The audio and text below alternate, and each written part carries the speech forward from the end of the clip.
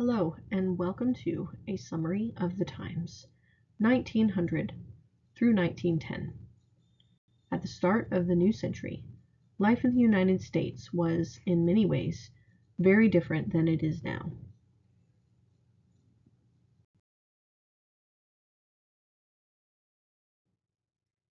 The average life expectancy was just 48 years old, compared to 74 today.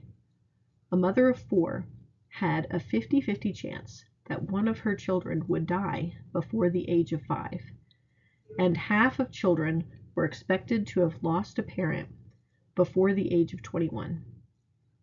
The average family income was, in today's dollars, $3,000 a year. There was no indoor plumbing, no phones, and only about 8,000 cars in the whole country, and about half of all American children lived in poverty. Most children left school when they reached their teenage years and began working in factories.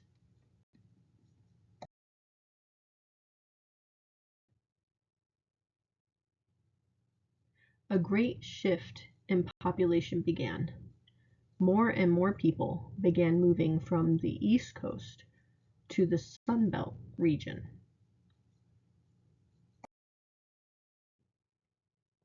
At the time, the state of California had a population that was similar in size to Arkansas or Alabama.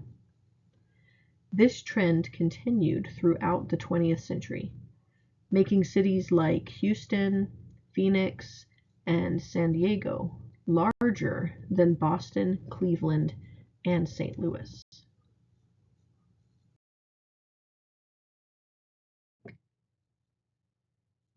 Interest in foreign affairs were growing towards the end of the 19th century. The Monroe Doctrine asserted the United States' international police power in the Western Hemisphere. The United States assisted in the building of the Panama Canal and annexed Hawaii, acquired the Philippines, Puerto Rico, and parts of the Samoan Islands.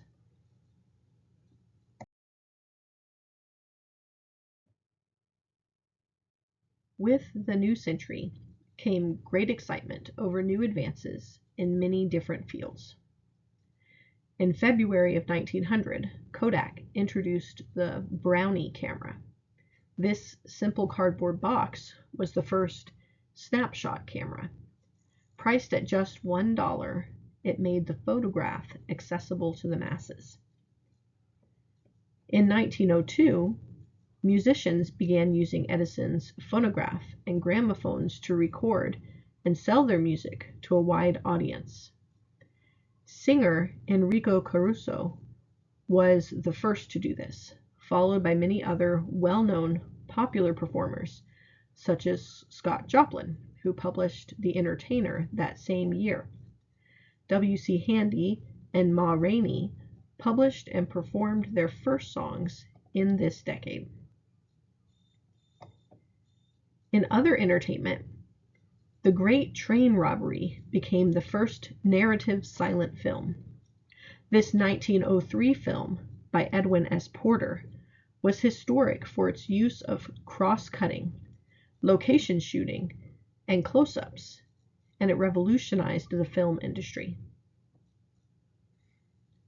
Also in 1903, Orville and Wilbur Wright became the first to fly a controlled, powered, and sustained heavier-than-air airplane at Kitty Hawk, North Carolina.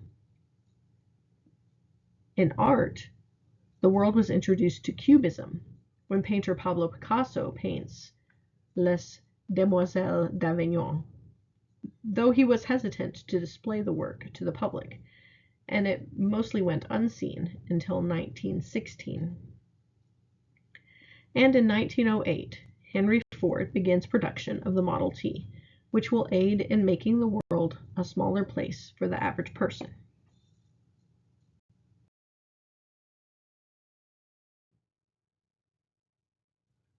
In the field of education, the early part of the 20th century was the peak of the progressive movement. The fallout of the Gilded Age, where a small percentage of the population grew a tremendous amount of wealth, establishing monopolies and hoarding, while the rest lived in poverty, prompted an outcry for labor rights, women's suffrage, economic reform, and the welfare of the poor and immigrants. John Dewey's laboratory school in Chicago, just a few years prior to the turn of the century, continued to grow. He continues to publish research and books, and his ideas on progressive education take root and spread. Also taking root is the historic Supreme Court ruling of Plessy versus Ferguson. This ruling was in 1896, but the impact of it was spreading. Many southern states passed laws requiring racial segregation in public schools. Sadly, this would remain the standard for public schools until 1954, when the Supreme Court in Brown v. Board of Education unanimously agreed that segregated schools were inherently unequal. In 1905, the Supreme Court requires California to extend public education to the children of Chinese immigrants, making it clear that education in the United States is meant for every child. The following year brought the founding of the Carnegie Foundation for the Advancement of Teaching by Congress. It was established to do and perform all things necessary to encourage, uphold, and dignify the profession of the teacher and the cause of higher education. This led to the establishment of a pension system for college professors and played a key role in establishing Pell Grants. Also in 1906, women's suffrage leader Susan B. Anthony died at the age of 86. Upon her death, her life insurance policy provided funding to the University of Rochester for the purpose of allowing women students to be admitted.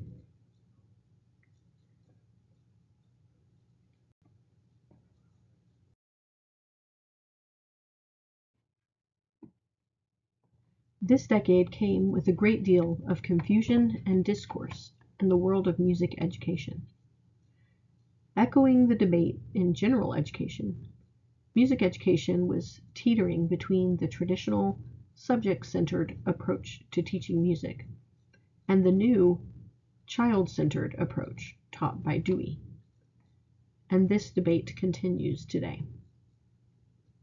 Several music series were published during this decade.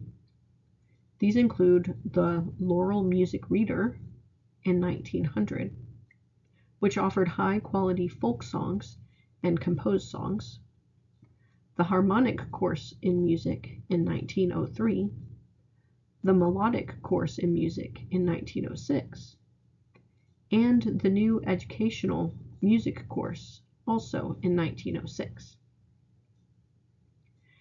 Ripley and Tapper revised their Natural Music series in 1903, which continued with the traditional approach to teaching music education, while the Silver Burdett and Company chose to move in a new progressive direction with their book titled Modern Music Series. However, even they seemed unsure of the new approach, and they switched back to a more traditional method when they released their 1910 course. Smith and Forsman worked together to write a 6-volume music course titled Eleanor Smith Music Course, which was published from 1908 to 1911. Alongside the textbooks were songbooks, providing high-quality material for teachers. Most notably was the Alice Bentley The Song series, which was published in 1907 and again in 1910, and the Laurel Song Reader, published in 1914.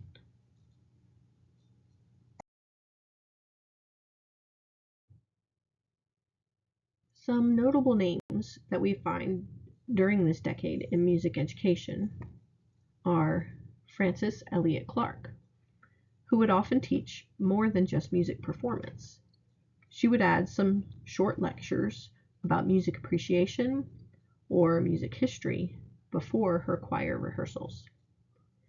She organized elementary children's music programs, and she began using the phonograph to teach in her classrooms and developed a relationship with the Victor Talking Machine Company to record music of the world as well as American folk songs that could be used in the classroom.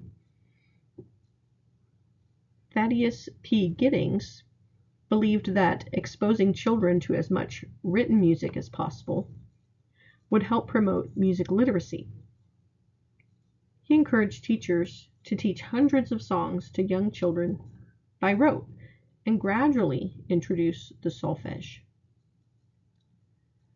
William A. Hodgson was one of the first music teachers to combine different approaches to teaching music. He led a chorus of 3,500 school children for the 1903 National Song Festival of the North American Singing Society, and the following year was the music organizer of the World's Fair.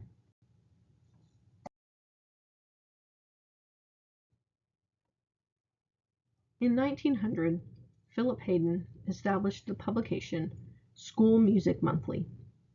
It was dedicated to a wide range of issues dealing with public school music education. In 1906, with the cancellation of the National Educators Association meeting, Hayden invited 30 Midwestern music supervisors to observe his work in Kanokuk.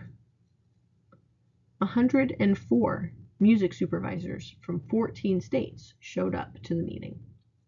It lasted 2 days and comprised of 6 lessons and included the presentation of papers, performances, and teaching demonstrations. The meeting was so successful that they continued, and in 1910 they adopted a constitution and officially became known as the Music Supervisors National Conference, or MSNC. They began their own journal titled Music Supervisors Journal. And of course, this is the organization who, after 2 name changes, became our current National Association for Music Education.